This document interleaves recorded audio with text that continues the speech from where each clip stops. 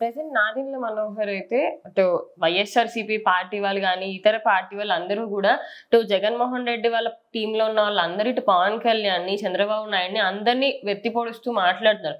Because ఆ chance ఇచ్చింది కూడా వీళ్ళే. జన సైనికులు అటు వాళ్ళ లీడర్ మాటనే అర్థం అవ్వట్లేదు. ఆయన ఎజెండా ఏంటి, ఆయన ఎందుకు రాజకీయాలకు వాళ్ళకి అర్థం అవ్వట్లేదు. ఎందుకు ఇలా బిహేవ్ చేస్తున్నారు మీరు? ఆయన ఇన్ని కార్యక్రమాలు, ఎన్నో సేవా కార్యక్రమాలు చేశారు. ఆయనకి పదవులతో సంబంధం లేదు. ఆయన ఇన్ని చెప్పినప్పటికీ కూడా ఎందుకు మీరు ఇట్లా బిహేవ్ చేస్తారని పవన్ కళ్యాణ్ తో పాటు నాదెండ్ల మనోహర్ స్ట్రిక్ట్ వార్నింగ్ ఇచ్చారు జన సైనికులకు, అదేదో కూటమి నేతలందరికీ కూడా. మీరేమంటారు దానిపైన?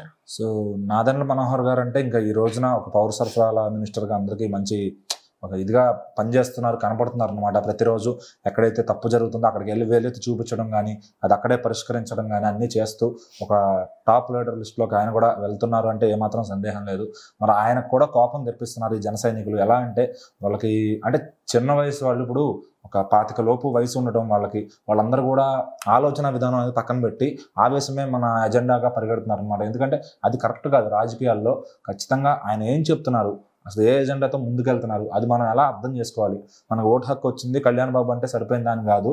ఏంటంటే ఆవేశం అనేది తగ్గించుకొని ఎక్కడ ఏ పని జరుగుతుంది దాన్ని మనం దాన్ని మనం ముందుకు తీసుకెళ్ళచ్చు, మన గ్రామంలో సమస్యను మనం పైకి ఎలా తీసుకెళ్ళాలి అనే ఆలోచన విధానం అయితే చాలామంది జన సైనికులకి అయితే లేదు. వాళ్ళంతసేపు ఫ్యాన్ వార్లు చేయడం, ఇటు అవతల పార్టీని అయితే జగన్ కానీ, ఇటు సొంత కూటమిలో ఉన్న ఇటు చంద్రబాబు పార్టీని కానీ ఎవరో ఒకరితో ఫ్యాన్ వార్లు చేయడం. సోషల్ మీడియా అంటే ఫ్యాన్ వార్లకి, బయట అయితే ఏదో మాట అనుకోవడం సరిపోతుంది. సో వాళ్ళందరికీ ఆ ఇది లేదు, ఆ యూనిటీ అనేది మిస్ అవుతుంది అనేది చెప్పడానికి పవన్ కళ్యాణ్ గారు పెద్ద లెటర్ రాశారనమాట.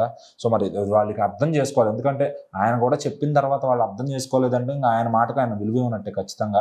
సో ఎందుకంటే నాయకుడు ఒక ప్లాన్తో వెళ్తున్నప్పుడు కుదిరితే సపోర్ట్ చేయాలి, లేదా నచ్చకపోతే ఇగ్నోర్ చేసి వదిలేయాలి. అంతేగాని అది పట్టించుకోకుండా ఎంతసేపు మనం అవతలని అనేసాం, మనం నెగ్గేసాం ఈ రోజుకి అనుకుంటే సరిపోదు. సో చాలా పేషెన్స్ కావాలి. అది పవన్ కళ్యాణ్ గారు 10 సంవత్సరాల నుంచి ఆయన మైండ్లో పెట్టుకోబట్టి ఈరోజు ఒక మంచి స్థాయిలో ఉన్నారు. రేపు ఇంకొంచెం మంచి స్థాయికి వెళ్ళాలి అంటే ఇటు కార్యకర్తల సహకారం కూడా ఉండాలి ఖచ్చితంగా ఎంతైనా కూడా. సో అదే నాదెండ్ల మనోహర్ గారు కూడా అటు వాళ్ళని తిట్టడం అట్లా ఆయన నోరు తెరిచి గబుక్కున మాట అనరు. బట్ ఆయన కూడా అభిమానులు సైతం మందలించే స్థాయికి వచ్చారు అంటే వీళ్ళు ఏ స్థాయిలో అటు ఫ్యాన్ వార్లు చేస్తున్నారో మనం అర్థం చేసుకోవచ్చు.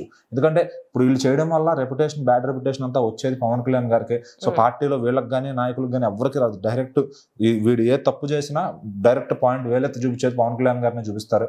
మరి ఆయన 100% ప్రతి ఒక్క కార్యకర్త మంచిగా బిహేవ్ చేయాలని కూడా ఆయన కోరుకుంటున్నారు. మరి ఎవరో ఒక్కళ్ళు చేసిన దానికి కూడా మొత్తానికి లీడర్కే బ్యాడ్ నేమ్ వస్తుంది అనమాట.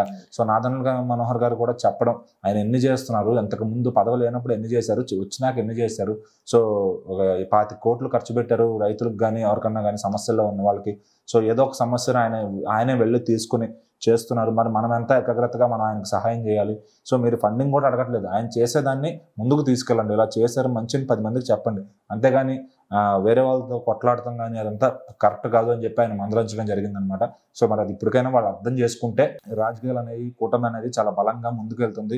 ఇంకో 10 ఏళ్ల పాటు బలంగా అందరూ సమానంగా ఉంటారు అనమాట. ఈలోపే వచ్చిన 6-7 నెలల్లోనే గొడవలు పడుతూ ఉన్నారంటే అవతల వాళ్ళకు ముందు అంటే అసలు వాల్యూ లేని వాళ్ళకి ముందు కూడా మీరు చీప్ అయిపోయే పరిస్థితికి వచ్చేస్తారనమాట. అది కొంచెం అర్థం చేసుకుని పవన్ కళ్యాణ్ గారి మాటను అర్థం చేసుకుని విలువ ఇచ్చి దాంతో సహా ముందుకు వెళ్ళండి.